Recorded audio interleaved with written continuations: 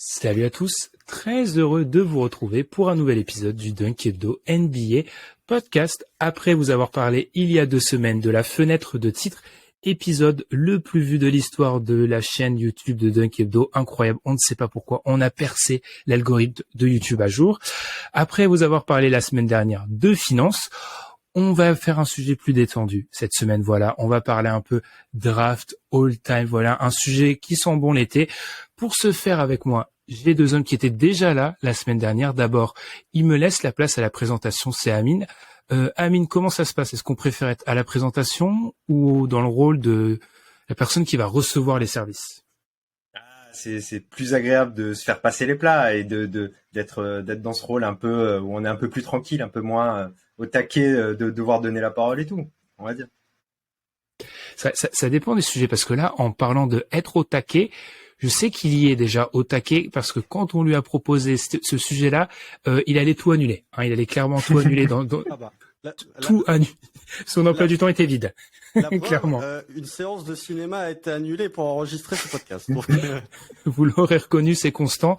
Sur l'échelle de chaud patate, on est où là, Constant? Entre 1 et 10, on est à 12? ah non, mais draft plus histoire NBA. Moi, il y a un moment où je suis un homme, j'ai mes fêlures. Donc, moi, on me dit draft plus histoire. Bon, bah là, tout de suite, là, je suis chaud. Il n'y a même pas besoin de demander. On va donc, après la pause, j'expliquerai le concept de manière un peu plus détaillée, mais donc on va mettre en place un concept sur 2 épisodes aujourd'hui, place à la conférence Est. On va drafter un des meilleurs joueurs, en tout cas on va drafter un joueur historique de chaque franchise qu'on va ramener à l'équipe actuelle de chaque franchise. Voilà, c'est la manière la plus simple de le dire maintenant. Après la pause, je préciserai un peu parce qu'il y a eu des petits quiproquos parmi l'équipe. On n'a pas tous compris au début sur quoi on partait. En tout cas, comme d'habitude, on vous invite à nous suivre sur les plateformes de podcast, que ce soit Podcast Addict, Apple Podcast ou Spotify. Spotify, vous êtes d'ailleurs très nombreux à laisser des étoiles, bien évidemment, mais aussi des petits messages qu'on peut publier. Alors, notice, dès que vous laissez un message, moi je le publie, hein, chers auditrices, chers auditeurs. Donc, si vous laissez un message, sachez qu'il sera probablement publié, puis même totalement publié. Suivez-nous aussi sur YouTube, sur Twitter, sur TikTok. Nous sommes des TikTokers. Et puis, je ne sais toujours pas s'il faut dire ça. Hein, je ne suis pas vraiment sur ce réseau social. Suivez-nous sur X. Sur X aussi. Tu peux pas dire, en fait, suivez-nous sur X. YouTube, X. On a posté une vidéo sur X. Voilà. Incroyable. X vidéo. Il est tard. Déjà là, comment la barque, je peux l'empêcher de chavirer, je ne sais pas. En tout cas, une chose est sûre, ce qui fait actuellement chavirer nos cœurs, c'est le DH20. Et le DH20, vous êtes très, très, très, très, très nombreux à avoir déjà voté. On a quoi? On a triplé notre nombre de votes de la toute première édition. On est en passe peut-être de doubler si on fait encore un peu d'effort celui de l'année dernière. Donc, n'hésitez pas à aller voter. Je remets le lien dans la description sur YouTube, sur les applis de podcast.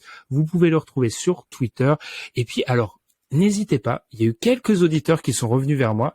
Si vous vous rendez compte un peu après que vous avez fait une erreur, vous pouvez nous envoyer un DM. Vous pouvez nous envoyer sur X, du coup, vous pouvez nous envoyer un mail pour nous dire qu'il y a une petite erreur et on pourra faire le nécessaire si possible. L'intro est déjà très très très longue, donc je marque une petite pause, on marque une petite pause, et puis on va parler de cette fameuse draft all-time. Place donc à cette draft all-time, mais quelques petites précisions avant de commencer pour que tout soit clair et que le concept soit à peu près compris par tout le monde, même s'il est assez simple. Donc, pour chaque franchise aujourd'hui de l'Est, on va sélectionner un joueur retraité ou actif qui a joué donc dans la franchise en question. Exemple, Tim Duncan aux Spurs. Attention, c'est la version qui a joué dans la franchise. Exemple, si vous prenez Michael Jordan aux Wizards, vous avez Michael Jordan aux Wizards. Vous n'avez pas le prime de Michael Jordan. Troisième chose, on joue en 2023. Sur certains profils, c'est à prendre en compte. Hein, donc, il faut savoir s'adapter au jeu actuel et le contexte. Alors ça, je vous l'avais pas dit, les gars, mais ça semble plutôt évident. On a un contexte de haut niveau, on n'est pas dans un contexte de saison régulière, donc il y a peut-être des feats qui peuvent se passer au niveau d'un match à haute intensité. Ce qu'on a décidé de faire, c'est de partir tout simplement du classement à l'inverse de la conférence Est de l'année dernière pour voir s'il allait avoir des changements dans la hiérarchie à l'Est si jamais on faisait ce genre de choix. Quand on démarre, eh bien, On a à la 15e place les Pistons de Détroit, qui avaient quand même gagné que 17 matchs, qui en avaient perdu 65 la saison dernière. Amine, je vais commencer par toi. Question simple. Du coup, tu rajoutes qui aux côtés de Kate Cunningham? Dès le premier choix, il y a un choix qui est fait au fit plus que au talent. Et je choisis Grant Hill à Détroit. Parce que je veux rajouter du talent à l'aile. Et du coup, ouais, le choix évident, ça paraissait être Isaiah Thomas. Voir un membre de cette équipe des Bad Boys, ça aurait pu être Joe Dumars éventuellement. Choisis Grant Hill parce que je trouve que c'est le meilleur moment de sa carrière, Détroit. C'est ses premières années. C'est le moment où il n'est pas encore blessé. Donc, il passe quand même 6 saisons à Détroit. Et c'est LeBron avant LeBron, donc j'ai envie de dire de rajouter ce genre de joueur. J'ai pas envie de boucher la main aussi à Cade Cunningham. On n'est pas forcément tous au même niveau sur Cade, mais j'ai envie de garder cette idée d'avoir Cade en meneur. Et du coup, je me dis avec Grant Hill, tu rajoutes cet ailier hyper polyvalent, capable à peu près de tout faire en fait sur un terrain. Donc j'avais envie de rendre hommage à Grant Hill parce que c'est sa meilleure période à Détroit, donc de le mettre dans cette équipe. Rappelons que nous sommes 3, donc on va chacun donner notre choix et il faut savoir que bien, il y aura un départage, bien évidemment, en cas d'égalité. Si on a tous le même joueur, eh bien, il va falloir faire un choix constant et je pense qu'on aura tous des approches totalement différentes, donc ça va être très intéressant. Constant, c'est à toi sur Détroit. Ah là, pour le coup, j'ai la même approche qu'Amine puisque j'ai choisi Grant Hill aussi. J'aurais pu prendre un ailier des Bad Boys, à savoir soit Adrian Dantley, soit Mark Aguirre, qui sont vraiment les deux ailiers un petit peu historiques de ces Bad Boys. Quand c'était la team de 2004, c'était Tayshaun Prince à l'aile ou Rip Hamilton, donc c'était déjà un peu moins bien. Je pense que Grant Hill a fait parmi les meilleures saisons qu'un joueur de Détroit ait jamais fait, avec une saison de Blake Griffin aussi qui est historique. Grant Hill, pas grand-chose à rajouter sur ce qu'a dit Amine. Grant Hill, 6 fois All-Star sous les Pistons, enfin avec un maillot des Pistons. All-Star Rookie, c'est suffisamment rare pour être souligné. Il fait des saisons all-time où il est à 22 points, 9 rebonds, 7 passes de moyenne. Enfin, l'ailier complet. Effectivement, dans cet effectif des Pistons, qui est quand même dépourvu d'ailier, bah, tu rajoutes un joueur avec la qualité de Grant Hill. Là, pour le coup, tu as un ailier polyvalent qui est capable de tout faire sur le parquet. Alors, si on prend sa version de Détroit, il n'avait pas encore développé le tir à 3 points, ce qu'il a développé après, durant sa carrière, notamment aux Suns, où il mettait beaucoup de 3 points dans les corners. Mais il est suffisamment de qualité pour s'insérer dans cet effectif. Joueur complet, qui était capable de défendre aussi. Donc, Grant Hill, pour moi, il n'y a pas eu trop d'hésitation à faire sur ce pic. Et effectivement, du côté de la main de Détroit, avec Kate Cunningham, potentiellement le Jaden Ivey, tu n'avais pas besoin, si tu raisonnais en termes de fit, d'ajouter un joueur comme Isaiah Thomas. Et Grant Hill, c'est à débattre, mais les très grandes années de Grant Hill, je pense que le niveau intrinsèque du joueur est peut-être même meilleur que le niveau d'Isaiah Thomas.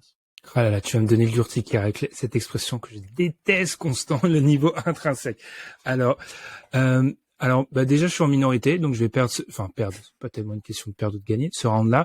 Alors moi, dans mon approche, c'est très simple, les gars. Moi, en particulier sur les équipes du bas de l'Est, pour lesquelles à chaque fois que tu rajoutes un joueur, c'est potentiellement le meilleur joueur de l'histoire de la franchise, j'ai été très peu sur le fit et beaucoup sur le talent pur. Et donc pour moi, sur le talent pur, j'ai rajouté Isaiah Thomas. Parce que aussi, ça c'est clairement lié au fait que de l'équipe, je suis le mec qui est le moins chaud sur Kate Cunningham, d'assez loin, je pense. Je demande à me tromper, mais je sais que je suis le plus sceptique. Donc moi, je vais rajouter Isaiah Thomas parce que c'est le meilleur joueur de l'histoire de la franchise, en fait, tout simplement.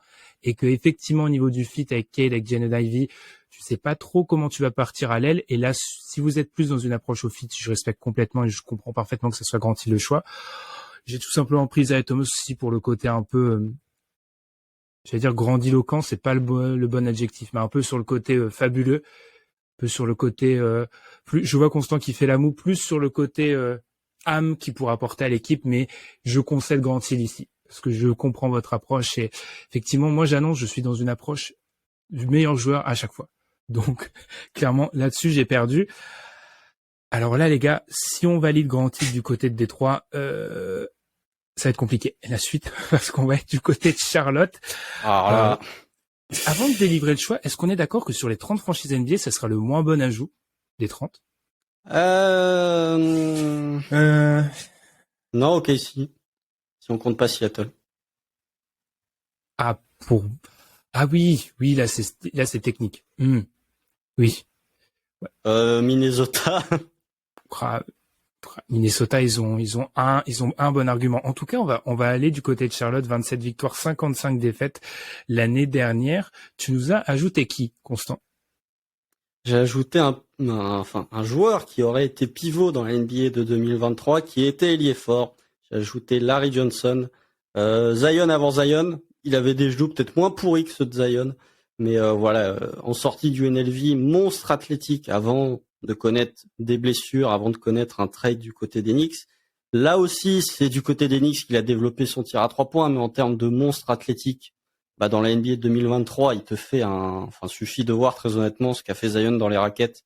Vous prenez Larry Johnson dans des raquettes NBA de 2023, c'est largement du même acabit. Et voilà, il fait ses meilleures années aux Hornets, il est multiple star aux Hornets, je crois même qu'il est multiple NBA si je ne dis pas de bêtises. Voilà, là pour le coup, c'est vraiment, il était 4 dans les années 90 parce que le jeu était fait de cette manière. Par contre, là, tu le mets en small ball 5 dans les années 2020, donc à notre époque actuelle, c'est vraiment très, très, très intéressant. Gros rebondeur aussi, un petit peu de qualité de passing. Donc voilà, je l'insère dans cet effectif des Hornets parce que globalement, je veux avoir un partenaire de pick and roll pour la Melo Ball et aussi parce que les Hornets, on a fait la blague toute l'année sur leur manque d'intérieur. Et encore une fois, il n'y a pas non plus 150 joueurs iconiques dans l'histoire des Hornets. J'ai pensé à un autre joueur que je ne vais pas spoiler. J'ai pensé à Eddie Jones qui a été All-Star du côté des Hornets, mais qui est resté vraiment pas assez longtemps. J'ai pensé à Glenn Rice aussi, si je ne dis pas de bêtises. Mais voilà, mon choix s'est arrêté sur Larry Johnson parce que Small Ball 5 dans l'NBA de 2023, il serait parfait. Je pense qu'Amine est d'accord. Non, je pense qu'on va avoir peut-être 3 choix différents. J'ai pas pensé à cette idée de mettre Larry Johnson en small ball 5 et peut-être que ça m'aurait incité un peu plus à le choisir éventuellement. Mais j'ai fait le choix d'un autre joueur de la même époque, un grand ami de Larry Johnson, qui est Alonzo Mourning, pour la bonne et simple raison que je me dis que en fait, plus que sa capacité offensive, là pour le coup, on est sur un défenseur élite de chez élite dans la protection de cercle. Et quelque part, si aujourd'hui c'est moins valuable de prendre des pivots protecteurs de cercle, c'est aussi parce qu'il y a peut-être un peu moins de joueurs de ce niveau au niveau de la protection de cercle que ce qu'on avait dans les années 90 où il suffisait de se baisser pour en ramasser un, presque. Et Alonzo Mourning vit dans l'ombre des gros pivots stars de l'époque et il est arrivé un petit peu après, donc il s'est fait un peu plus un nom du côté de Miami effectivement. Le bémol, c'est qu'il fait que 3 saisons à Charlotte, mais sur les 3 saisons à Charlotte, c'est 21 points, 10 rebonds et plus de 3 contre.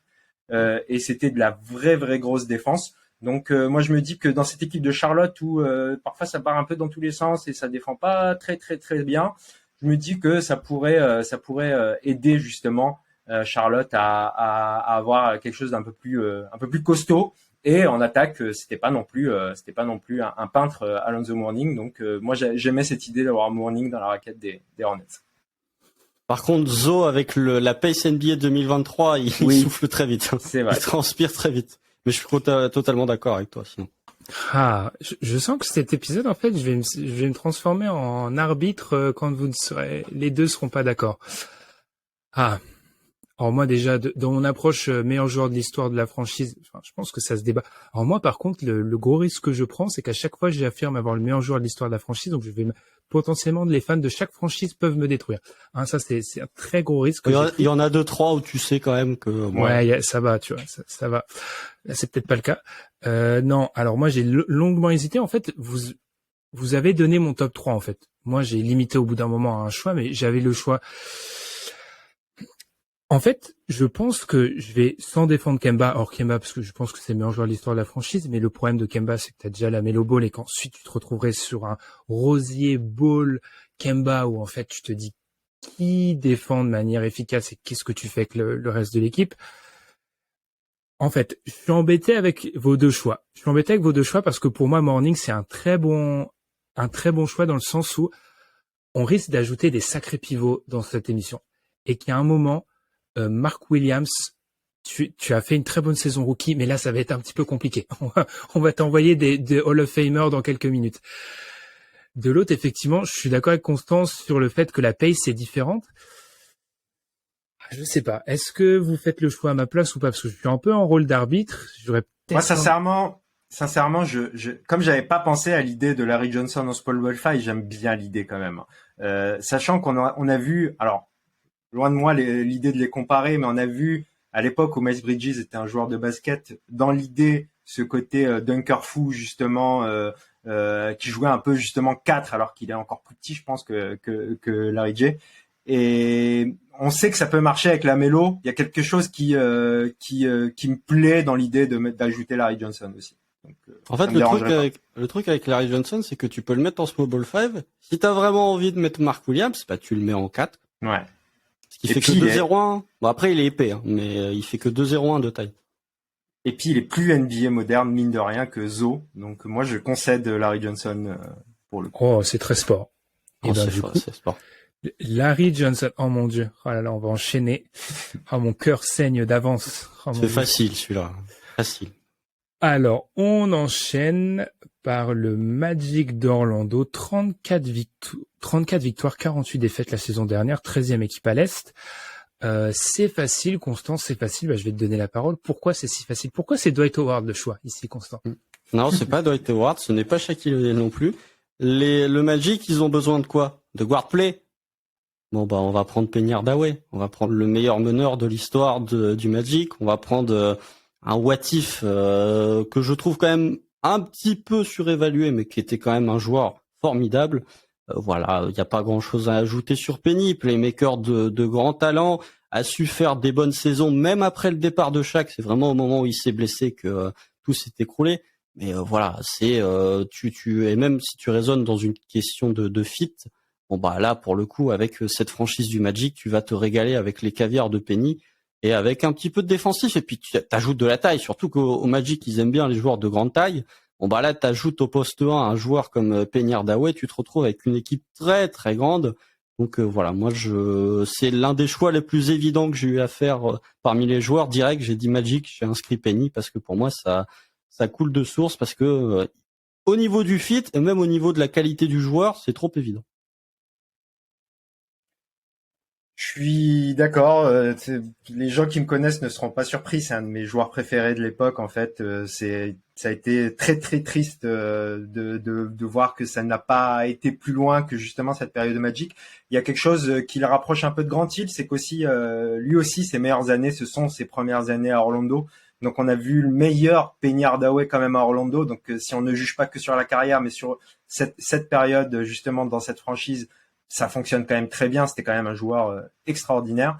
J'ai pas grand chose à rajouter. Tu l'as dit. En fait, c'est le fit qui marche trop bien parce que c'est clairement pas le meilleur joueur d'histoire du Magic pour le coup. Mais le fit marche vraiment vraiment très bien. Donc j'ai choisi Penny aussi pour le coup.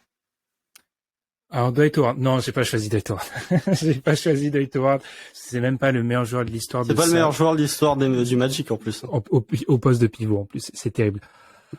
Je pense qu'en fait, et là, je pense que je serai jamais d'accord avec vous parce que moi, mon approche, c'est, encore une fois, hein, c'est le Magic a gagné 34 matchs. Alors, je respecte au fit et je pense que pour moi, c'est l'équipe parmi toutes celles qu'on aura aujourd'hui. Non, il y en a une autre où c'est là où s'est posé pour moi de manière la plus violente la question fit ou au niveau du joueur, en fait.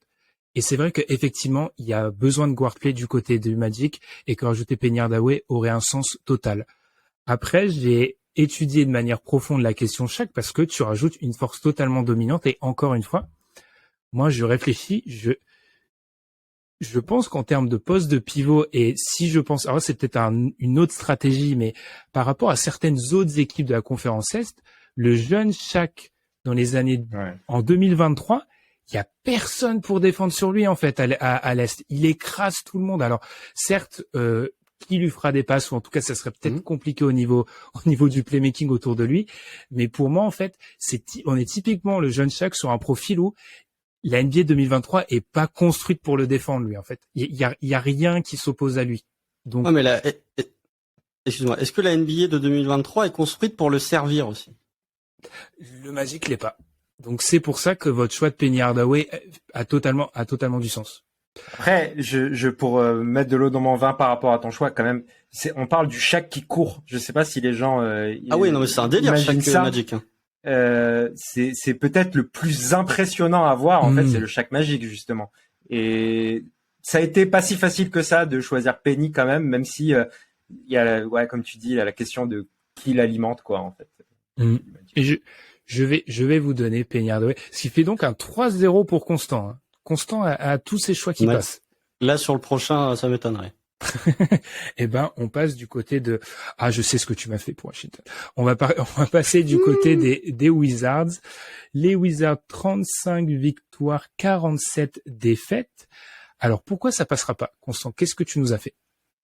En fait, j'avais un double dilemme. J'hésitais entre Antoine Jamison, qui a quand même été un sacré joueur du côté des Wizards, et j'ai pris mon choix qui est Chris Webber du côté des Wizards, parce que Chris Webber aux Wizards, c'est quand même 21 points de moyenne, c'est quand même 10 rebonds, 4 passes, non, je dis des bêtises. C'est quand même, 4 passes tout à fait, et quasiment 2 contres et 2 interceptions de moyenne. C'est quand même très solide, Chris Webber aux Wizards. Alors oui, c'est pas ses meilleures années, elles arrivent à Sacramento. Il a eu quelques soucis de blessure.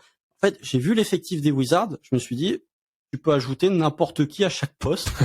Donc, j'ai essayé de me dire, bon, alors tu vas pas prendre Gilbert, parce que, enfin, sans spoiler, mais voilà, tu vas pas ajouter un joueur comme ça à la main, parce que ton seul joueur qui a réellement un niveau plus en NBA, c'est potentiellement un joueur que tu as à la main. Tu vas pas ajouter non plus des joueurs historiques, Wes Unseld, Elvin Hayes, qui sont des joueurs voilà qui sont difficiles d'analyser dans la NBA de 2023. Donc c'est pour ça que j'ai mis mon bon vieux Chris Webber. Là encore, tu peux le décaler en small ball 5. Tu fais même jouer poste 5 avec ses 2,08 et ses 110 kilos. Peut-être pas le jeu le plus adapté à la NBA de 2023, mais en tout cas, je trouve que les années de C-Web du côté de Washington, elles sont un peu moins bonnes que celles du côté de Sacramento, mais elles sont quand même de très bonne facture, donc je la serrais là-dedans. Et sinon, c'était Antoine Jamison parce que il y avait effectivement un agent zéro du côté de Washington, mais il y avait aussi un joueur qui a été double star et qui a été capable de prendre de grosses responsabilités au scoring. On peut peut-être profiter des Wizards pour faire une petite parenthèse et parler un peu des joueurs très historiques parce que en cela, les Wizards sont un très bon exemple. En fait, c'est une équipe qui a connu une grosse traversée du désert en tant que franchise. Et du coup, là, on est Amine, je te lance sur ça et tu pourras nous donner ton choix. On est un peu sur cette difficulté dont on a parlé tous ensemble avant d'enregistrer de la projection, en fait. C'est-à-dire que moi, pour moi, la frontière, c'est vraiment les années 80. Avant les années 80, globalement, j'ai jamais vu, je suis totalement honnête. Enfin, j'ai probablement jamais vu d'image et le jeu est beaucoup trop différent, en fait, au niveau du rapport au tir, etc. Donc, c'est difficile de projeter ces joueurs-là dans la NBA de 2023. Ouais, bah on en a parlé même un petit peu en off et justement quand on en a parlé à deux, Ben, je pense que l'exemple de Wes Unseld est vite venu. C'est peut-être pour ça qu'on en parle un peu maintenant, parce que c'est difficile de projeter Wes Unseld à Washington. C'est peut-être lui le meilleur joueur de l'histoire de Washington, mais c'est difficile à projeter. Là, pour le coup, je pense qu'on risque d'être d'accord, Ben, parce que j'ai fait le choix du fit en me disant tout simple du talent, pardon, lapsus, justement en me disant que Washington c'est tellement il y a tout à faire un peu. Hein. Donc moi pour le coup je me suis pas embêté du fait que il y ait un peu de talent à la main. J'ai pris Gilbert Arenas, j'ai pris l'agent zéro avec tous ses problèmes. Je me suis dit bon, pour moi c'est le meilleur joueur que je connaisse en tout cas qui a évolué à Washington. Petite réflexion quand même sur John Wall parce que faut pas nier le prime John Wall à Washington qui était quand même un joueur très fort, mais Gilbert sans trop d'hésitation quand même. Alors vas-y qu'on Après j'arrête de te couper, promis. J'ai évité de prendre des joueurs qui étaient encore actifs, sauf un où c'était trop évident. Je me suis dit je peux pas ne pas le prendre, mais j'ai évité globalement. Peut-être pour ça que vous allez avoir quelques choix hipster, de prendre j'ai essayé vraiment de faire au fit, de rester dans mon optique de fit jusqu'au bout, et d'éviter de prendre le meilleur joueur de la franchise, sauf quand c'était vraiment, c'était le meilleur joueur de la franchise, et en plus c'était le meilleur fit. Voilà, c'est tout. Je me tais. Non, mais tu as le droit c'est bien, c'est qu'on a tous des approches différentes. Alors moi, vous allez peut-être me jeter des pierres, mais j'ai quand même considéré de manière beaucoup trop excessive Bradley Beal dans cette question. Ensuite, j'ai dit non, restons sérieux. Ouais, Gilbert Arenas, parce que comme tu l'as très bien résumé, Amine, c'est le meilleur joueur que j'ai vu de mes yeux vus sous la tunique des Wizards. Donc en fait, selon moi, c'est lui. Et comme tu l'as aussi dit, Constant, il y a, alors sans manquer de respect à Deni Avdija, à Jordan Poole, à Kyle Kuzma, etc., à Johnny Davis. Oui, aussi. À Tyus Jones. Il n'y a pas grand chose, en fait, du côté des Wizards. Donc là, c'est un peu une feuille blanche. Donc, on va ajouter l'agent 0. Encore une fois, moi, ça, je le dis encore une fois, ça m'inquiète. Certains choix au niveau des positions m'inquiètent pour le haut du classement par rapport à ces équipes qui sont largement en bas. On va continuer. Là, je pense qu'on pourrait tous être d'accord là-dessus. Hein. On va enchaîner sur la dernière équipe qui était hors play-in la saison dernière. Ce sont les Pacers d'Indiana, du joueur préféré de Constant ou pas loin, Tyrese Haliburton. Il est dans le top 3 en tout cas. Il est dans le top 3. J'ai vu ta propagande pour l'insérer dans le DH20. Il est dans certains DH20, petit spoiler. De Tyrese Haliburton, les Pacers de l'année dernière, 35 victoires, 47 défaites. Amine, on ajoute qui du côté des Pacers? Mon choix n'est pas arrêté au moment où je te parle. J'hésitais entre deux joueurs, mais je vais faire mon choix et je vais pas choisir le meilleur joueur de la franchise. Enfin, selon en tout cas, c'est difficile déjà de dire qui est-ce que c'est le meilleur joueur d'Indiana. C'est compliqué de le dire, mais je vais choisir Paul George parce que je pense qu'on a plus besoin d'un ailier two-way que d'un arrière shooter fou. Et les deux sont de très bons défenseurs, mais du coup, je préfère Paul George dans cette équipe d'Indiana. Je fais le choix du fit en tout cas. Maintenant, ça se défend aussi, je pense. Je sais pas si on a vraiment besoin de beaucoup parler de Paul George. Il a commencé à Indiana. On l'attendait pas à ce type de niveau en tout cas. Et il s'est imposé comme un formidable joueur dans l'Indiana. Et moi, j'aime bien revoir le Paul George de l'époque dans cette équipe. C'est un joueur que j'adore en plus. Donc voilà. Pour l'anecdote, j'ai hésité longuement aussi. Et là, c'est une des rares fois où j'ai fait une entorse. Peut-être, et encore, vous l'avez dit, il y a un débat sur la question du meilleur joueur de l'histoire de la franchise. J'ai eu Paul George. Là, j'assume complètement mon biais pro Paul George, parce que c'est un joueur, je pense que tous, globalement, on aime bien. Donc là, j'ai mis Paul George, simplement parce qu'en fait, c'est un peu le Graal, parce que cette version de Paul George là, enfin non, on pourrait défendre que le fait que la meilleure version de Paul George, c'est celle d'OKC, aussi le troisième MVP, mais c'est un peu le Graal du two-way, donc pour moi, ça a trop de valeur pour cette équipe d'Indiana, tout simplement. Eh ben moi, j'ai pas pris Paul George parce qu'il joue. J'ai pas pris Reggie Miller parce que c'est le meilleur joueur de l'histoire. Danny Granger. J'ai pris Roy Hibbert. Non. Eh ben, c'est le même poste. J'ai pris ma Germaine. J'ai pris Jermaine O'Neal. Jermaine O'Neal parce que, désolé Miles Turner, mais si je peux avoir un compagnon de pick and roll, pour Tyrese Haliburton qui s'appelle Jermaine O'Neal, et si tu peux avoir un joueur avec la protection de cercle de Jermaine O'Neal, bah, en fait, moi, c'est dans l'effectif, je trouve que là, c'est peut-être le choix que j'ai fait qui est le moins au fit. Mais je trouve que Jermaine O'Neal est quand même un joueur dont on parle pas assez, qu'on a un peu zappé. Il a quand même des saisons, il est en 24 points, 9 rebonds de moyenne avec 3 contre 1. C'est du très solide, hein, dans une équipe qui fait finale de conf. Je crois qu'il y a une saison, c'est la 2003-2004, où il termine 4e du MVP. À vérifier si je dis des bêtises, mais il y a une saison où en tout cas il termine très haut du MVP. Donc voilà, j'ai pris la Germaine parce que Miles Turner n'est pas un bon, enfin si c'est un protecteur de cercle, mais pas un protecteur de cercle à la Germaine. Et en plus, ça fait un compagnon de pick and roll pour Tyrese Haliburton. Et la raquette Jarrett Walker, Jermaine O'Neal, en termes de buffle athlétique, en termes d'épaisseur, t'es quand même très bien classé. Donc, évidemment, Reggie Miller. Mais je pensais que vous alliez prendre Reggie Miller. Donc, je me suis dit, voilà. Et puis, c'était le meilleur joueur de la franchise. Donc, le meilleur joueur. Non. Pour moi, non, c'est pas le meilleur joueur. C'est le joueur le plus iconique. C'est le plus iconique. Mais était-il réellement le meilleur? Est-il un meilleur joueur que Paul George? Je sais pas. Bref, à débattre entre les fans de Pacers. Mais j'ai pris Jermaine. Voilà.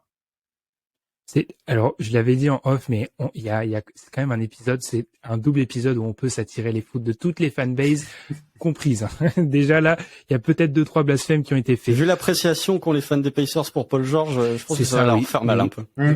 Je l'avais noté, il y a 2-3 choix où les fanbases seront à coup sûr en désaccord avec nous. Les Pacers sont un de ces choix.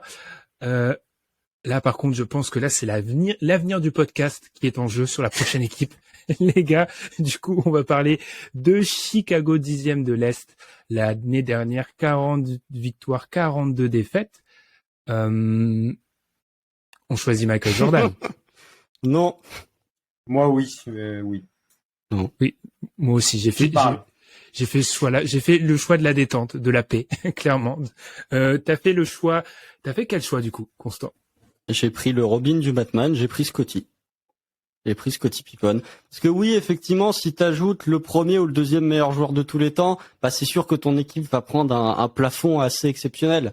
Mais bon, je me suis dit, vu que j'ai pas envie de prendre déjà à chaque fois le meilleur joueur de la franchise, sauf cas obvious, en fait, si tu raisonnes en termes de fit, alors attention, je vais me faire taper dessus. Hein. Mais si tu raisonnes purement, je ne parle pas du niveau de joueur, hein, mais si tu raisonnes purement en termes de fit et de NBA 2023, tu regardes l'effectif des Bulls, Scottie fait tout autant sens que MJ dans l'ajout de ces Bulls. Tu le mets au poste 4 en lieu et place de Patrick Williams. J'avais pensé à Tyson Chandler aussi parce que j'aime bien Nikola Vucevic, mais il y a un moment où si tu pouvais me mettre un pivot autre que Nikola Vucevic, ça me ferait quand même un peu plaisir. Mais sinon, non, ça se joue entre MJ et Pippen. Je me suis dit, bon, vous allez mettre MJ, donc je mets Pippen qui peut être inséré dans tout type de configuration. Tu lui demandes d'être un playmaker, il est capable de le faire. Tu lui demandes d'être capable de tirer, il peut le faire. Défendre, lol. Capable de mener l'attaque sur certains soirs. Enfin voilà, tu le mets au poste 4 dans la NBA moderne. Il fait, c'est potentiellement. Enfin, j'ai des noms en tête de joueurs. Je peux pas le dire en disant que ce serait tel joueur en bien mieux. Mais voilà, j'ai pris Pippen. On peut mettre Jordan bien évidemment. Mais je me suis dit bon, il passe toujours après Jojo, le Scottie. Donc là, pour une fois, on va lui rendre hommage et je vais le mettre en lieu et place de Patrick Williams. On va entamer. Bon, Jordan gagne ce round, mais j'espère vraiment, Constant, ce qui est malheureux, c'est que je comprends ton idée, en fait, mais je sais qu'elle sera mal interprétée. En fait, je comprends. Je connais trop le podcast pour savoir ça. Oh, mais venez, Ouais. hein. Y a pas, moi, je dis juste que dans l'NBA de 2023, si tu raisonnes en termes purement de fit, Pippen au poste 4 fait plus sens que si tu, dans ce cas-là, t'enlèves Zach LaVine ou t'enlèves DeMar DeRozan si t'insères Jordan. C'est débile à dire comme ça, hein, bien sûr. Hein, tu enlèves tous les jours ces deux joueurs-là, mais tu peux avoir Pippen en 4 et du coup avoir LaVine en 3 LaVine en 2 et DeRozan en 3. Moi, je dirais juste que, en fait, je considère qu'on peut pas considérer le fit quand tu ajoutes un joueur de ce niveau, en fait. Bien sûr. Après, toi, tu t'es mis une règle un petit peu tout seul en voulant éviter de prendre des joueurs, le meilleur joueur de la franchise. Mais en fait, t'ajoutes Michael Jordan. Donc après, tu bricoles ce que tu veux. En fait, tu peux bricoler facilement. DeRozan a joué en 4 à San Antonio. Voilà, t'asserres limite Michael Jordan en 3 s'il faut. Enfin, il y a un milliard de façons de faire, mais bon, quel que soit ce qu'on pense de Michael Jordan, il change l'équipe, c'est sûr, même en 2023. Mais voilà, je suis la caution hipster parce que effectivement, c'est ce que j'ai dit. Si tu rajoutes à chaque fois un mec qui est top 10 NBA, forcément ça transfigure ta franchise, quoi. Donc il y a plus une question de fit. Donc du coup, ça rend un peu plus facile le jeu. Je me suis dit bon, on va un peu complexifier pour se creuser la tête et pour se dire non, je veux pas mettre le meilleur joueur dans cette franchise-là. Mais Jordan, bien sûr. Constant, c'est le mec qui a pris, alors mon jeu, non, parce que c'est pas une idée révolutionnaire que j'ai, mais Constant, il a pris la règle et il te l'a extrapolé, il te l'a magnifié. C'est magnifique. Non, mais c'est vraiment incroyable. Alors là, on va enchaîner par un triptyque d'équipes. Alors ça, c'est dans le Scrabble, ça fait beaucoup de points. Toronto, Miami, Atlanta. On est sur 3 équipes où on est parmi 3 choix qui sont peut-être pas les plus difficiles, mais qui vont peut-être, je pense, faire réagir. On commence par Toronto, bilan à l'équilibre, 41 victoires, 41 défaites, du besoin de playmaking, et pourtant, Amine, celui-là on se l'est grillé, on a déjà parlé entre nous, donc je vais laisser Constant commencer, parce qu'on ne connaît pas le choix de Constant. C'est pas compliqué, hein. Je veux bien qu'il y ait le besoin de playmaking. J'avais pensé à Demon Stoudemire, en me disant, ouais, il peut faire sens. J'avais pensé à Kyle Lowry, mais je me suis dit, il joue encore, mais c'est dommage, hein, Kyle Lowry aux Raptors, ce serait pas mal, hein. mais j'ai pris Air Canada. Là, pour le coup, c'est le meilleur joueur de l'histoire de la franchise. J'ai pris Vince Carter parce que en fait, oui, il y avait besoin de playmaking, mais les meneurs dans l'histoire des Raptors, qui est une franchise jeune, hein, les Raptors, faut pas oublier. En fait, il n'y a pas de meneur suffisamment bon pour prendre la place de Vince Carter. Donc là, pour le coup, je prends le meilleur joueur de la franchise, mais ça fait partie de ces situations où j'étais obligé de le prendre. Donc voilà, ses meilleures années, même s'il fait pas des années aussi exceptionnelles que son statut correspond. Disons qu'il y a 2 années énormes de Vince Carter, c'est sa 2e et sa 3e année du côté des Raptors. Mais voilà, Air Canada, VC, vous pouvez l'appeler comme vous voulez, le meilleur dunker de tous les temps. Tu le mets à l'aile et puis pour le playmaking, bon, tu fais comme tu peux, tu donnes des responsabilités à Gary Trent et à Scottie Barnes. Mais hormis Kyle Lowry, mais qui joue, il n'y avait pas de meneur suffisamment de qualité pour renforcer les Raptors. J'allais pas mettre José Calderon non plus. On parle de joueur all-time, il faut pas déconner. Beno Udrih, non. Bref. C'est pas un meneur, Beno Udrih. Il a même pas été cité par Constant, Amine. Vas-y. Ah, tu pensais à Chris Bosh? Ah, même pas, non. Ok. Chris Bosh, en fait, moi j'ai choisi Vince Carter aussi. Pour moi, c'est le meilleur joueur aussi. On s'était pas compris alors. Peut-être on s'était pas compris dans ces cas-là. Ah, ça y est, j'ai compris. En fait, il va ajouter, je viens de le comprendre. C'est vrai que j'y ai pensé. J'ai pensé à Kawhi, évidemment, et je me suis dit 1 an, non. Franchement, c'est juste ça. 1 an. Alors, c'est une année extraordinaire. C'est peut-être le meilleur joueur de l'histoire de la franchise quand même sur son année qu'il a passé là-bas. Mais ouais, j'ai pris Vince Carter parce que je me suis même pas posé trop longtemps la question avec Kawhi parce que je me suis dit pour moi c'est pas assez en fait 1 an pour que je le considère vraiment, même si c'est une année avec un titre. Et si je l'avais vraiment considéré, ça aurait probablement été lui, le Kawhi de cette année-là à Toronto, parce que effectivement c'est plus fort que Vince Carter. Mais du coup, j'ai pris Vince Carter parce que je me suis dit cette équipe, effectivement, tu l'as dit, elle a besoin de playmaking, mais elle a aussi besoin de talent de manière générale. Et Vince Carter serait tout de suite le meilleur talent de l'équipe, très clairement. Donc voilà, c'était comme ça que j'ai réfléchi moi aussi. Encore une fois, je suis dans une approche minimaliste dans mes arguments, c'est-à-dire que je prends la meilleure chose, je prends le meilleur que j'ai vu, en tout cas le meilleur qui a existé. Effectivement, Kawhi, c'est vraiment un cas particulier parce que c'est une seule saison, mais c'est individuellement sur une saison, en particulier sur la campagne de playoff, c'est le meilleur joueur qu'ait jamais vu cette franchise. Donc, alors ça ne règle absolument rien parce que là ça devient comique, l'effectif qui va être proposé par les Raptors, mais ça a été mon choix parce que la campagne de playoff de Kawhi est légendaire, vraiment le niveau affiché est dingue, et insérer ce Kawhi là, malgré qu'à cette époque déjà il y avait un peu de load management, un peu beaucoup, ça aurait été déjà... Pour moi, ça a été le choix. Bizarrement, celui qui me gêne, un de ceux qui me gêne le plus, parce que je suis complètement d'accord. Ajouter un joueur qui a fait qu'une saison là-bas, le CV est maigre, mais d'un côté, en termes de niveau d'écart entre lui et le deuxième et les autres prétendants, pour moi, il y a un vrai gap quand même sur ce qu'il a montré sur son année. C'est pas en playoff, je suis d'accord, mais Vince Carter.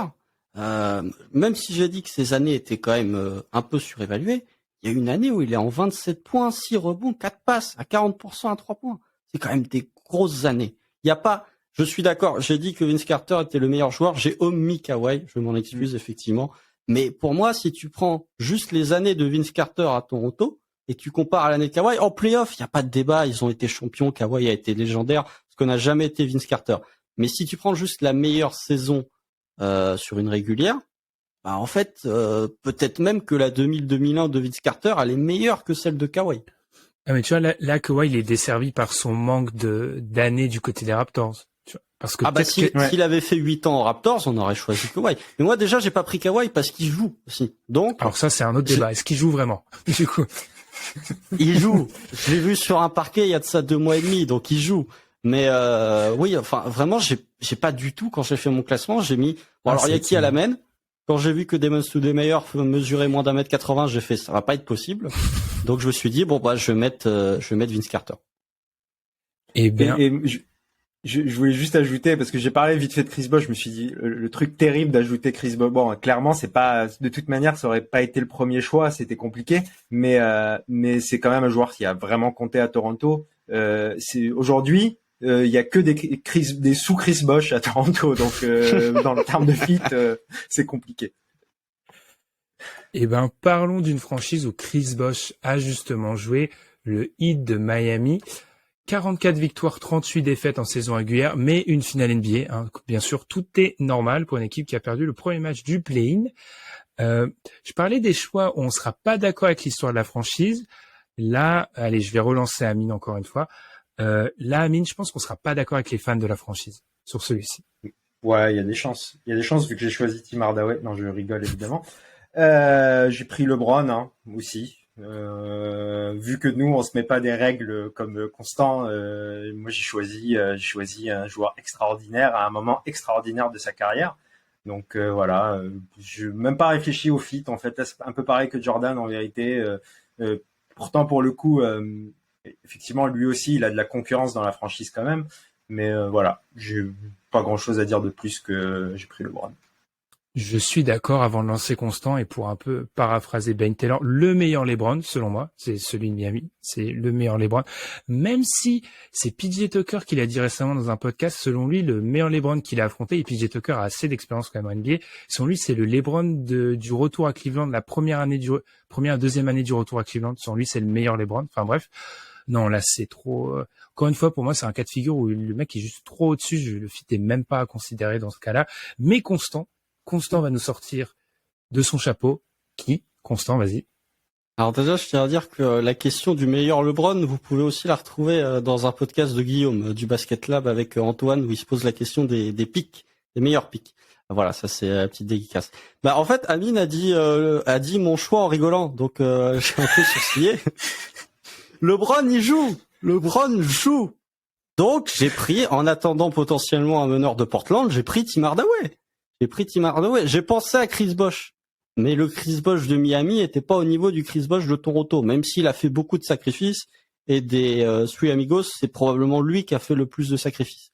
J'ai pensé à Dwayne Wade, mais bon, en 2023, avoir une aile Dwayne Wade, Jimmy Butler, déjà en 2017, c'était pas spécialement avec Bam Adebayo à l'intérieur en plus. Avec Bam Adebayo à l'intérieur, c'est compliqué.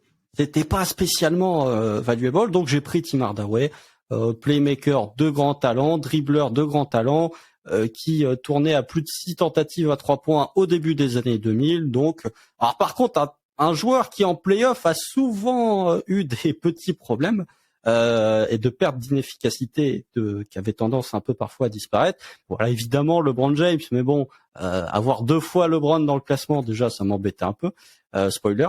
Et puis j'ai pris Tim Hardaway parce qu'en attendant Damian Lillard, t'es dans un effectif qui est déjà quand même de talent. Je me suis dit, t'ajoutes un playmaker du niveau de Tim Hardaway avec sa capacité de tir, sa capacité de dribble aussi, bah ça marche pas mal quand même.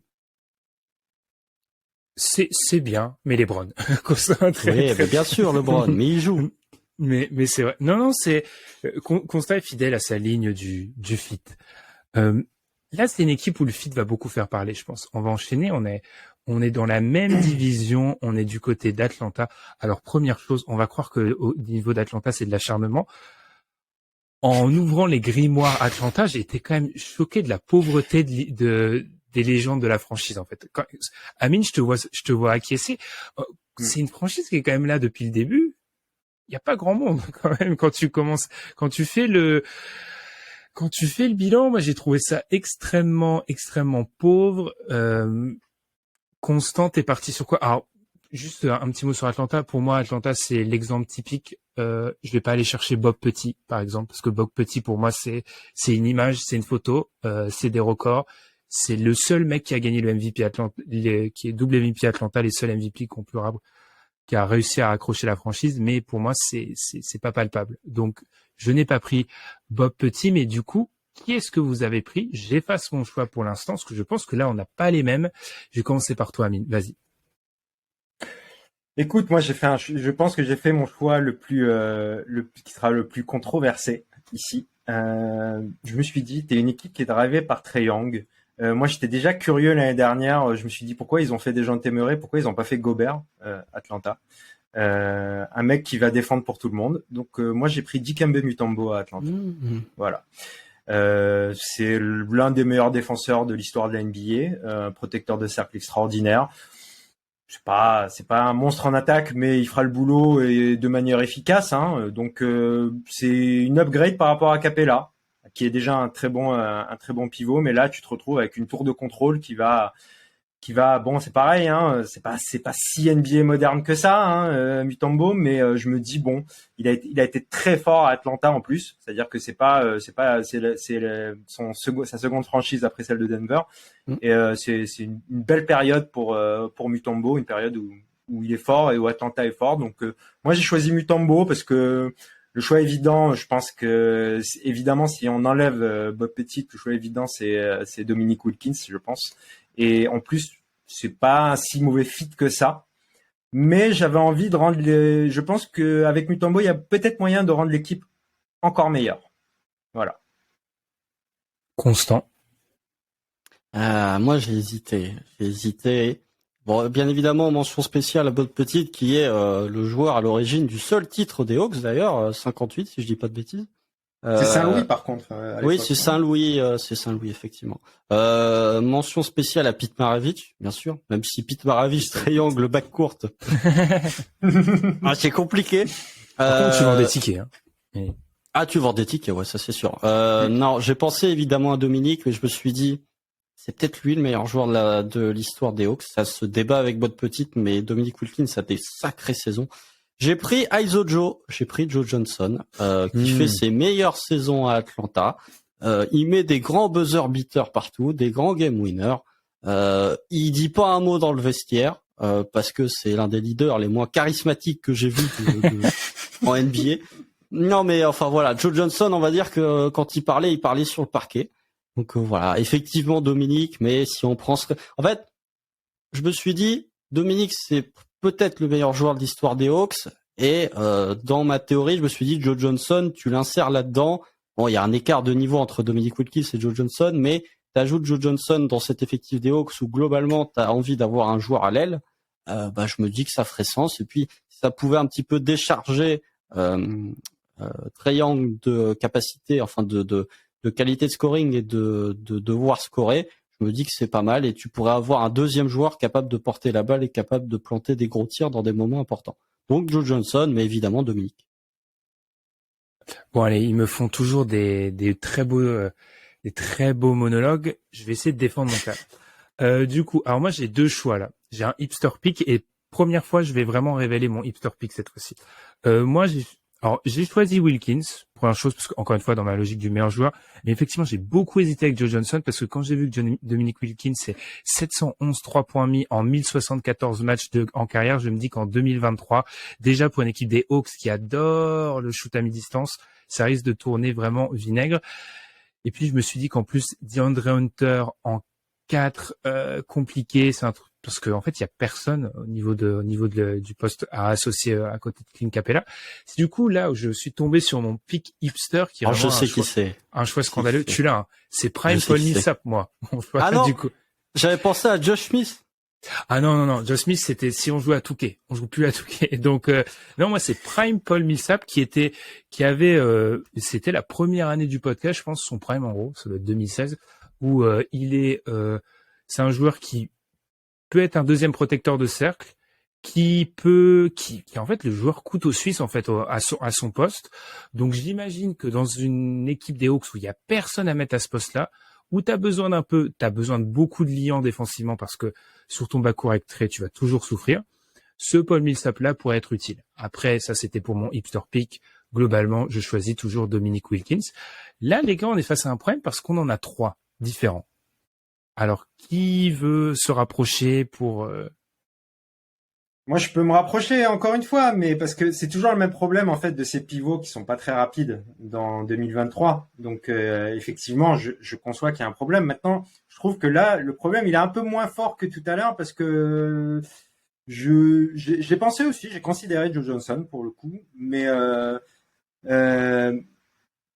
c'est vrai, on est tous les trois pas d'accord. Bah non, dans ces cas-là, je vais vers toi, Ben, et je prends Wilkins en fait. Parce que... Je prends Paul Millsap, du coup. Je prends Paul Millsap. Ah, t'as pris Paul Millsap, t'as pas pris Wilkins? Non, j'ai pris Wilkins. Millsap, c'était une blague. C'est pas une blague, mais c'était Il a mon 2 hipster pics, pick. Ben. Il dévoile 2 pics, il triche. Je l'ai dit, il triche.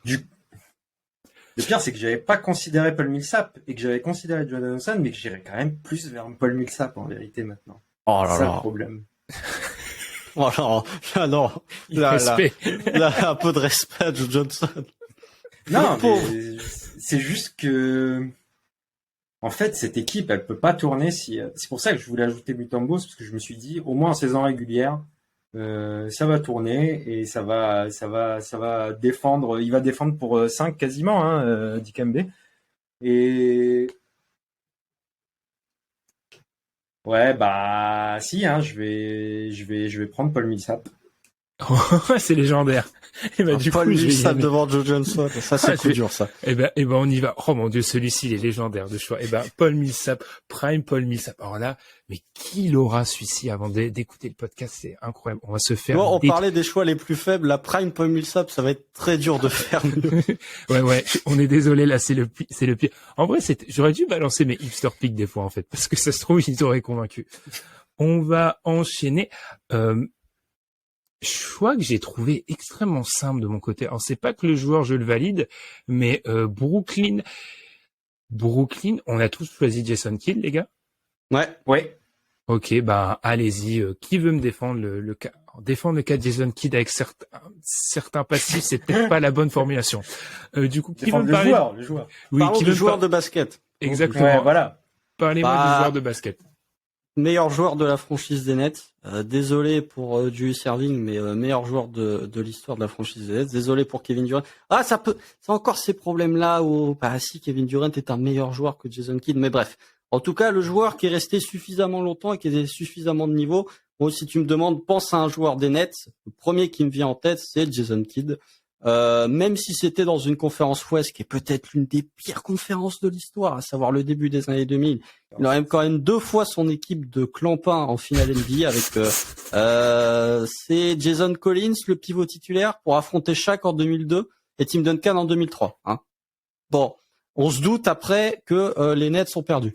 Mais voilà, Jason Kidd, joueur exceptionnel, qui marcherait encore du feu de Dieu dans la NBA de 2023. Là encore, le petit problème, c'est qu'il a développé le tir à 3 points, en tout cas le tir à 3 points efficace après son passage au Nets. C'est vraiment du côté de Dallas où il a commencé à devenir un des meilleurs shooters à 3 points, ce qui était incroyable quand on voit ses débuts, bah aussi à Dallas d'ailleurs.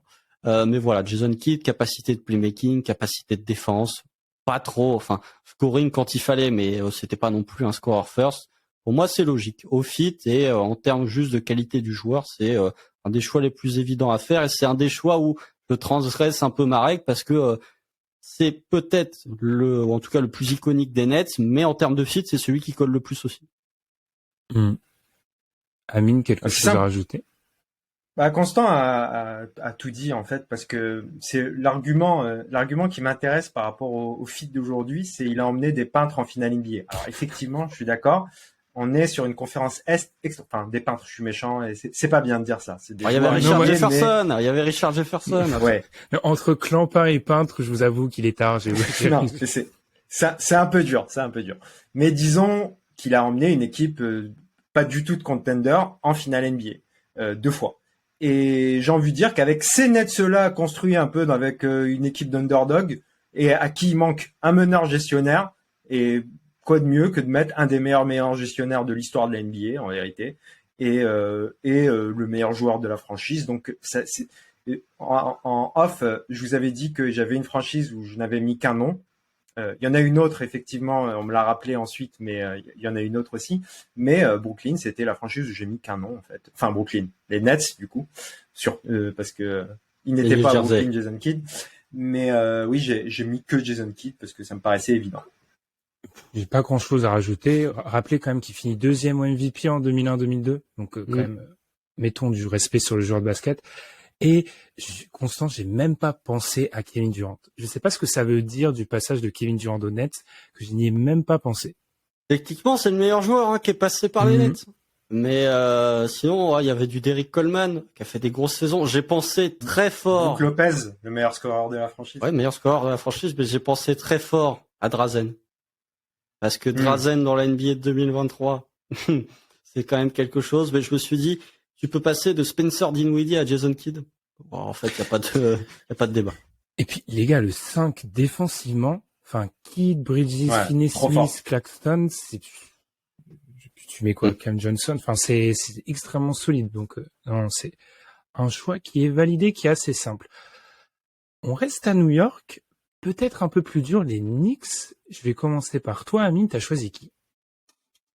J'avais très envie de mettre un ailier, mais malheureusement, il aurait fallu que je prenne il aurait fallu que je prenne Bernard King. Donc j'ai hésité à prendre Bernard King, je ne l'ai pas pris. J'ai pris celui qui est pour moi le meilleur joueur de la franchise, à savoir Patrick Ewing. Et je me suis dit, tant pis pour Mitchell Robinson, qui sera un excellent backup pivot.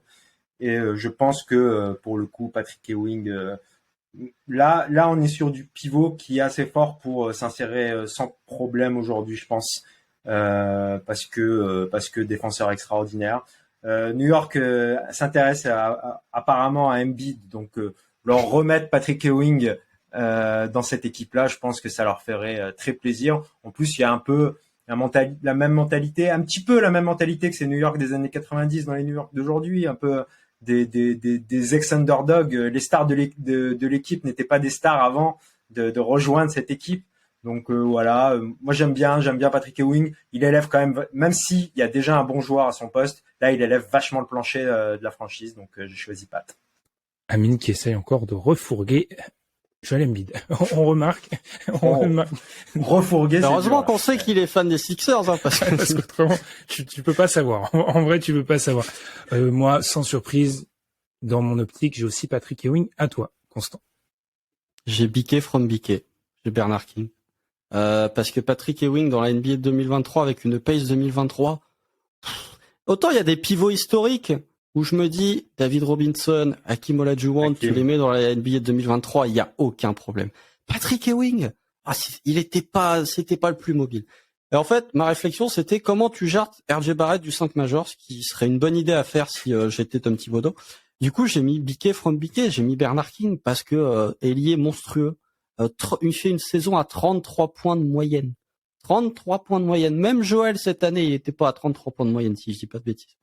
Donc voilà, c'est bon. Effectivement, il n'y avait pas de tir à 3 points, mais il était tellement dominant sur le jeu à mi-distance, tellement élite dans sa capacité à aller sur la ligne des lancers. Alors bien évidemment, je parle comme si c'était un joueur actuel, alors qu'on n'a pas vu tant d'images que ça, mais de ce qui transparaît, Bernard King, il fait que 4 saisons au Knicks. Il se fait le tendon d'Achille. Enfin, il fait 4 saisons, dont une où il doit jouer moins d'une dizaine de matchs parce qu'il se fait le tendon d'Achille. Et après, il est transféré aux Wizards, où il est encore All-Star aux Wizards. Après s'être fait le tendon d'Achille, on parlait souvent de Bernard King comme un retour gagnant lorsqu'on évoquait la blessure de Kevin Durant. Donc voilà, j'ai pris Bernard King parce que à l'aile, il fait quand même beaucoup de bien. J'ai pensé bien évidemment à Walt Frazier. Et je me suis dit avec Jalen Bronson, bof. J'ai pensé à Willis Reed, qui est peut-être le meilleur joueur de l'histoire des Knicks. Ça se discute avec Patrick Ewing.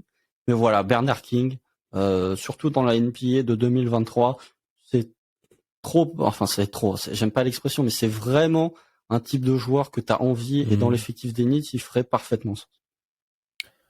Encore une fois, moi, je pense que mon choix, s'est fait parce que je pensais, au moment où j'ai terminé mes choix, personnellement, j'avais pas encore la matrice de Constant, et qu'en fait, pour moi, il y allait avoir, faudrait que je reprenne ma liste, mais il y allait avoir 5 pivots all-time qui allaient atterrir à l'Est, en fait. Donc pour moi, tu pouvais pas te ramener, il fallait renforcer toutes les raquettes.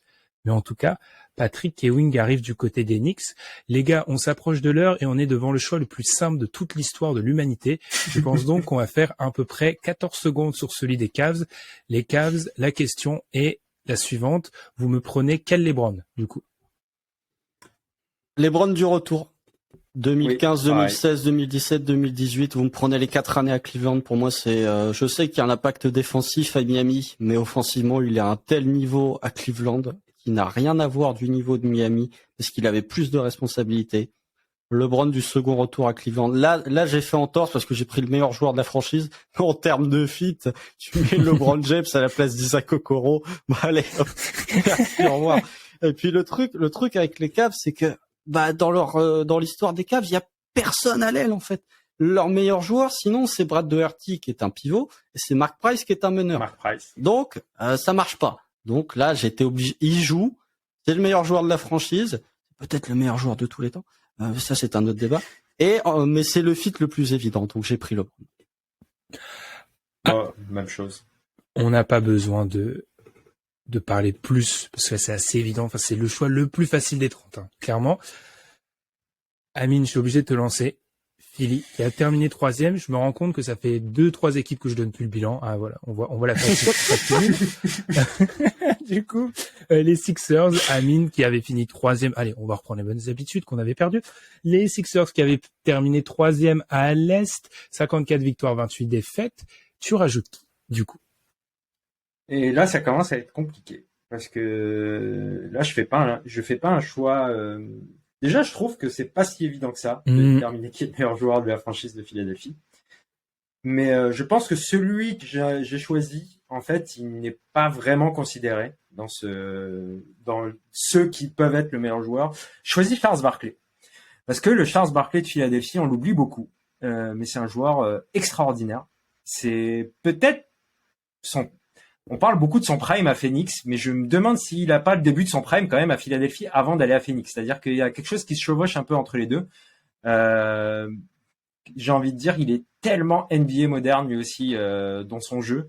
Bon, il y a pas de shoot à 3 points, mais par contre ça court, ça attaque de cercle à cercle.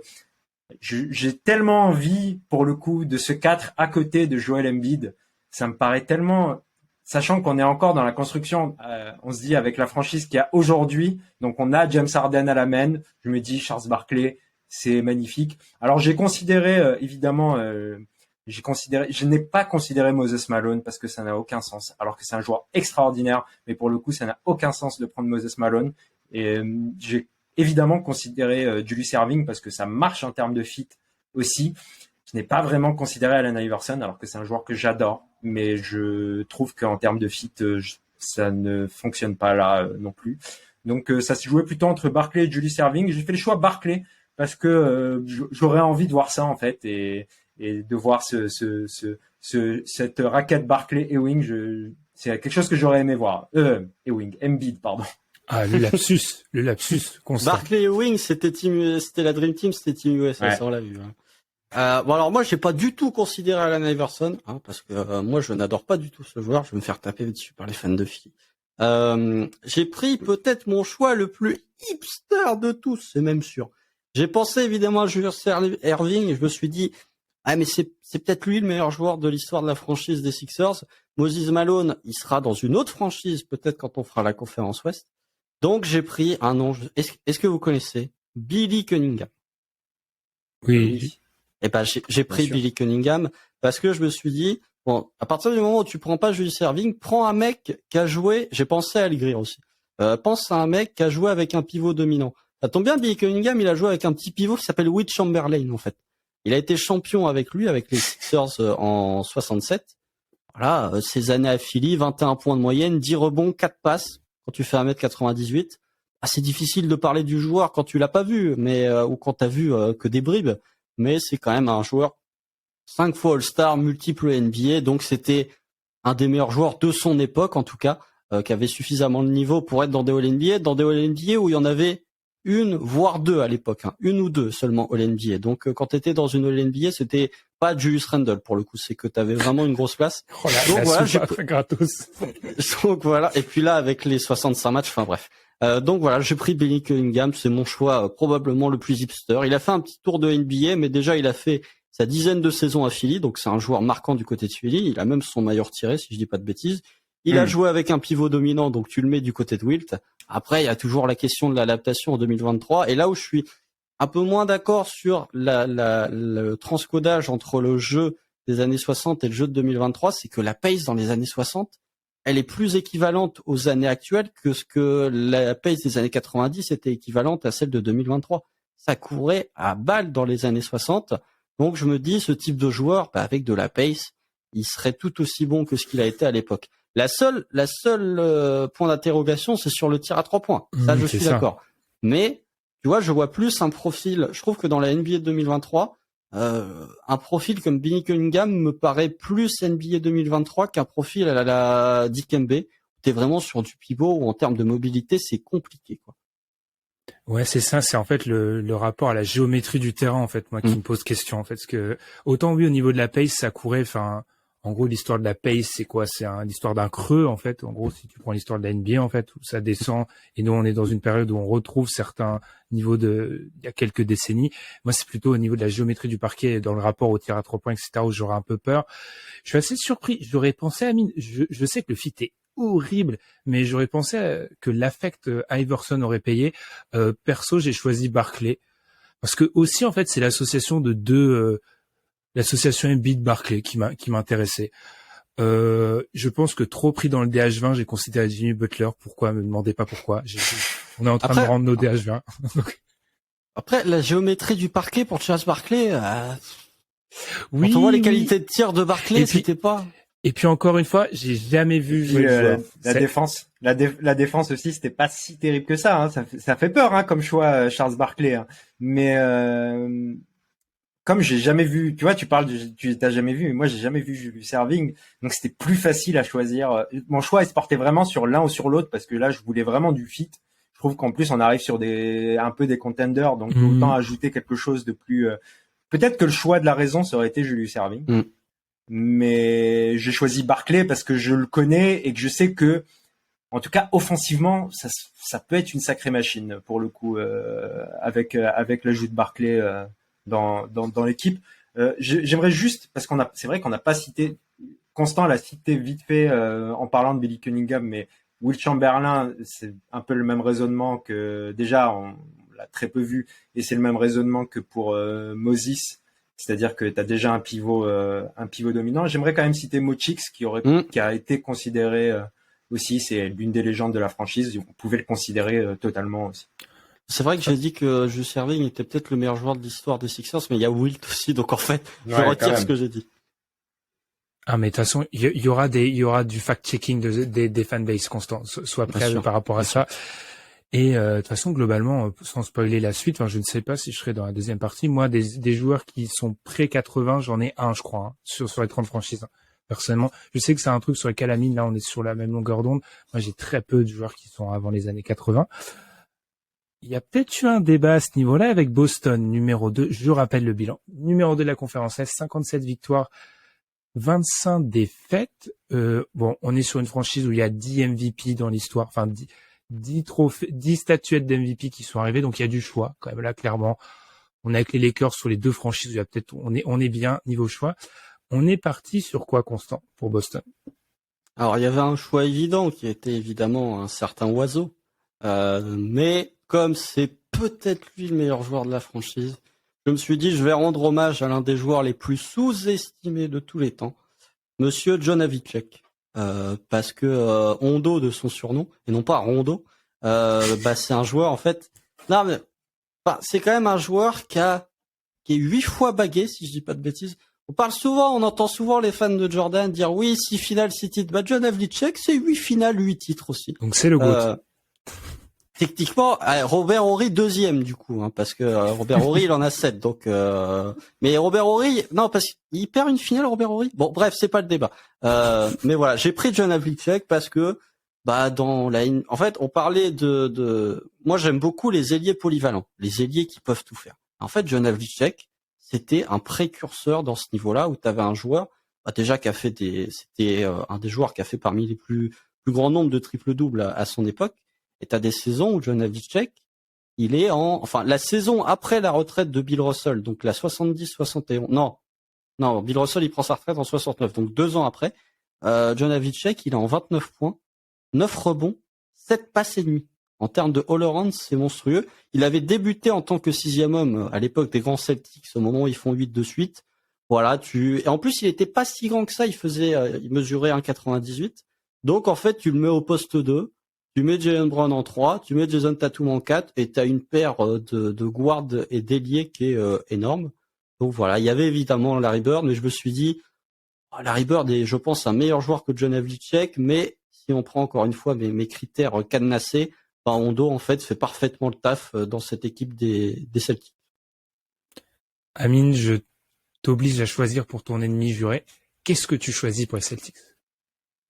Je rappelle que ce n'est pas mon ennemi juré car je ne suis pas américain et que je m'en fous un petit peu de tout ça. Mais j'ai envie de dire, j'ai quand même pas mal hésité. Ce qui m'a posé problème, c'est que le talent du côté de Boston, malgré toute cette histoire qui est extraordinaire, elle se situe quand même plus sur le front court que sur le back court. Et ça, moi, j'avais envie d'aller chercher quelque chose sur le back court, mais du coup, John Havlicek a fait partie de ma réflexion. Sinon, il y avait l'idée évidente de Larry Bird. J'ai quand même hésité un petit peu avec Kevin Garnett. Je sais que c'est un peu étrange, mais je me suis dit, quand même, il change encore une franchise et il aurait aboyé sur Tatum, sur Brown, ça aurait été le leader de vestiaire. J'ai hésité avec Kevin Garnett, mais j'ai pris Larry Bird quand même parce que c'est tellement un joueur. J'ai pas voulu rajouter Bill Russell, pareil, pour les mêmes raisons qu'on a déjà évoquées, donc on va pas, j'ai peu vu jouer Bill Russell, donc c'est compliqué. J'ai ajouté Larry Bird parce que je me suis dit bon, on n'a jamais assez délié, et puis Larry Bird, Jason Tatum, moi ça me plaît, j'ai envie de voir ça. Voilà. Pas mal.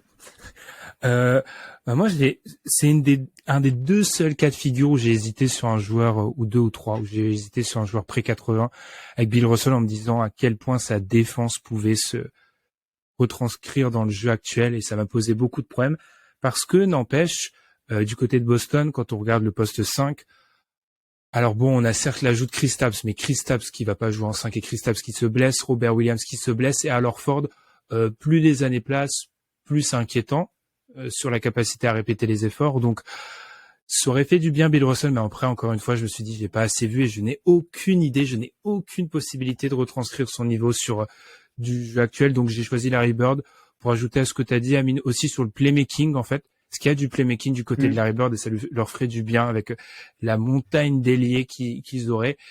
Puis bon, c'est quand même un all-timer, donc t'es obligé de le mettre. Et personnellement, j'ai aussi pensé à KD, mais je me suis dit que dans une NBA avec, encore une fois, on est peut-être le prisme de l'aile pèse peut-être beaucoup, mais là, c'était clairement le biais de je manque de respect à Larry Bird si je choisis pas lui, quoi, clairement.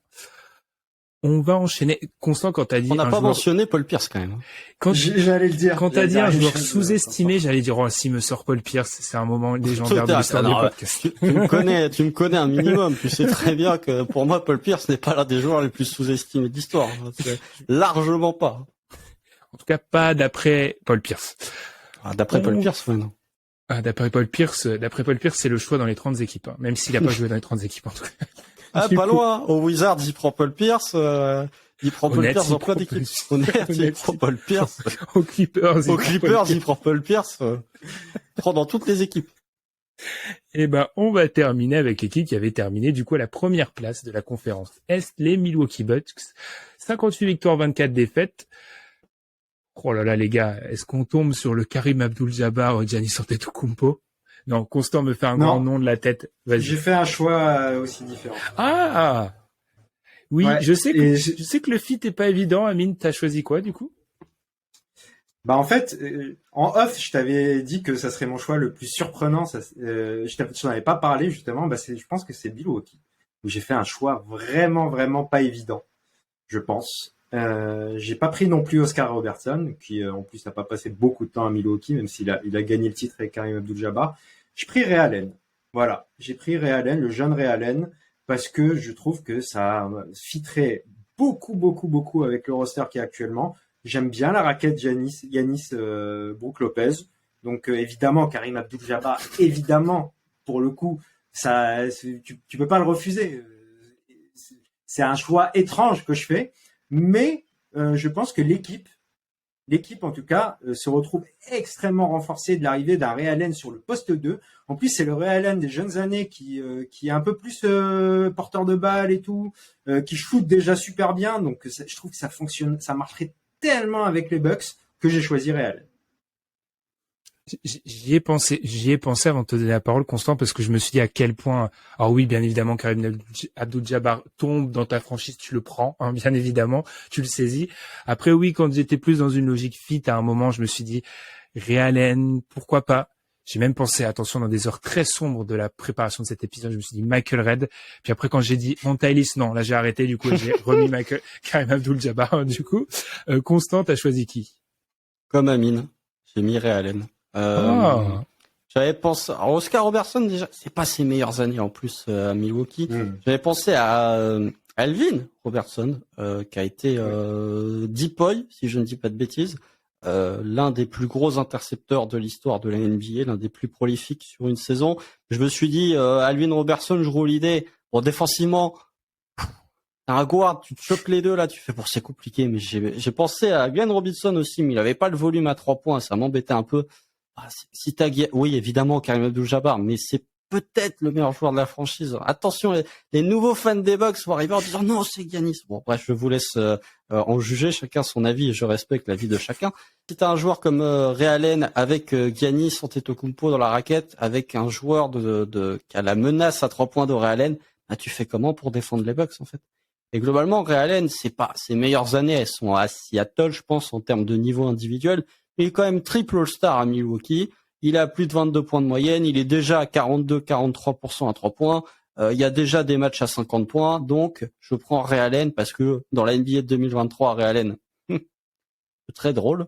Et en plus, juste, bah ok, Kareem Abdul-Jabbar, Giannis Antetokounmpo, mais le spacing de Ray Allen avec Giannis qui matraque la raquette, c'est dur les Bucks. Hein. Franchement, c'est dur.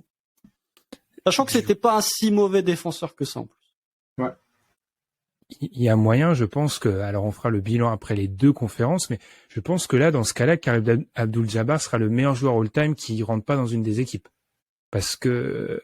il est 3e. Donc qui rentre pas dedans. C'est pour ça, moi, j'ai vécu ça encore une fois. Je vais pas me répéter comme j'ai pensé bien évidemment au fit Ray Allen. C'est un des meilleurs fits. C'est peut-être un des plus plaisants qu'on ait plus proposé aujourd'hui. Mais j'avais le respect de l'histoire. Messieurs.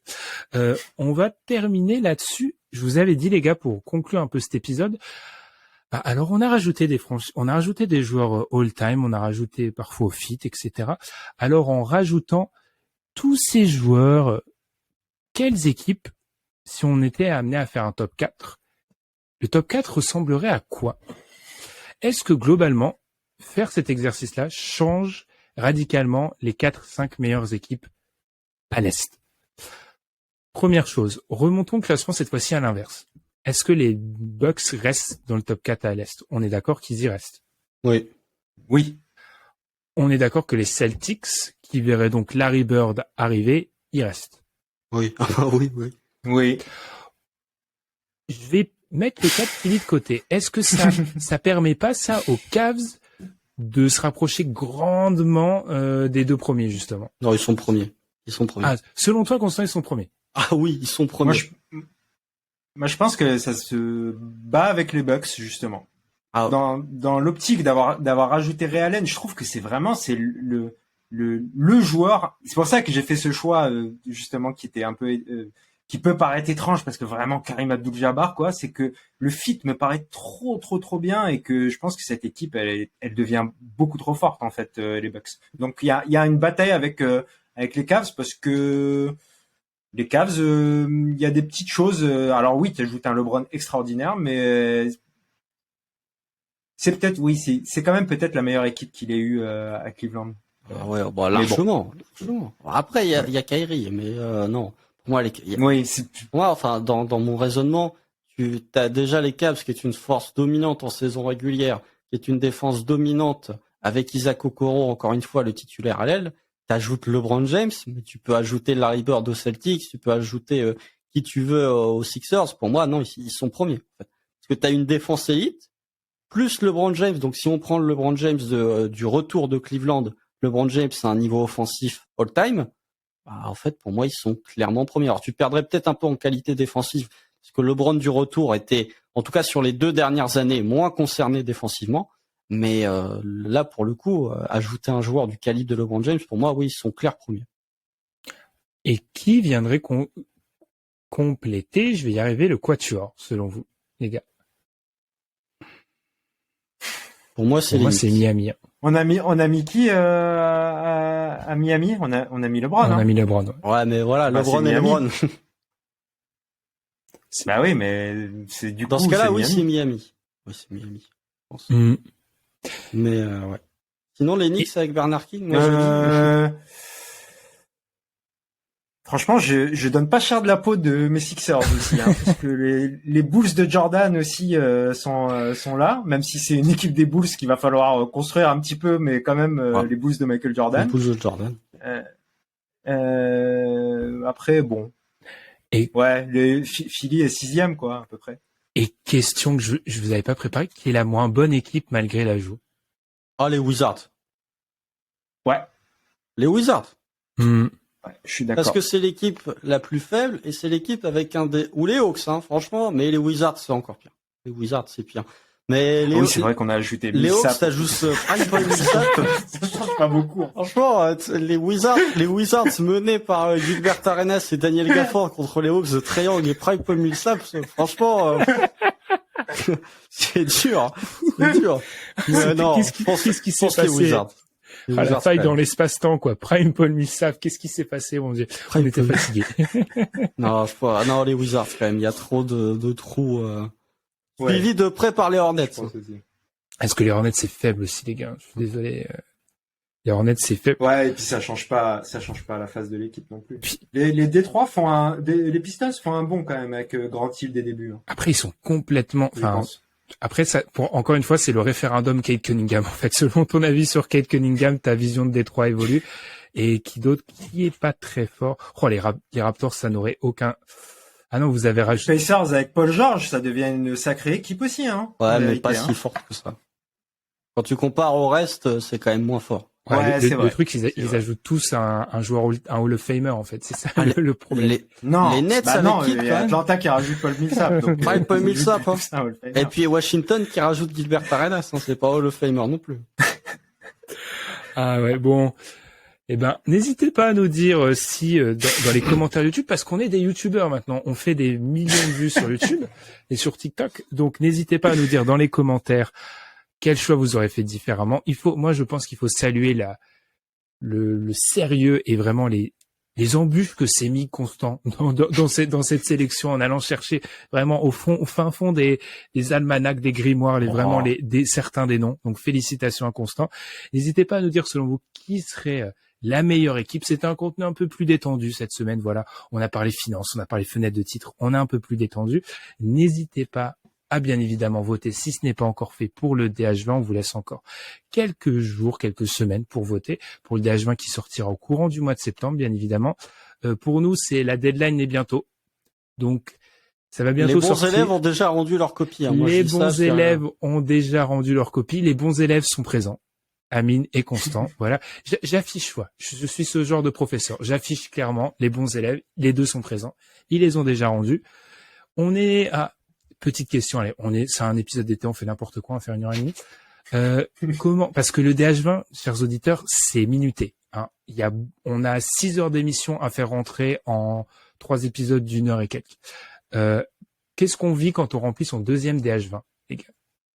On regarde le premier, on se dit qu'est-ce que c'était de la merde, quand même.